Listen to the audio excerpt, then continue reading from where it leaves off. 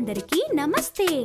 నేస్తాలు, ఇప్పుడు మనం ఆడుకోవాలంటే రకరకాల బొమ్మలున్నాయి. కానీ ఒకప్పుడు బొమ్మలేమీ లేకుండానే భలే కాలక్షేపం అయిపోయేది తెలుసా?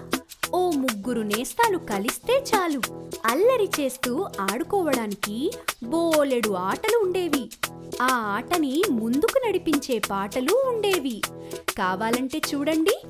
ఒకరి గుప్పిట మీద మరొకరు గుప్పిట పెట్టి ఆడే ఆటని ఈ పాటలో పిల్లలు ఎలా ఆడుతున్నారో. గుడుగుడు గుంజం గుండే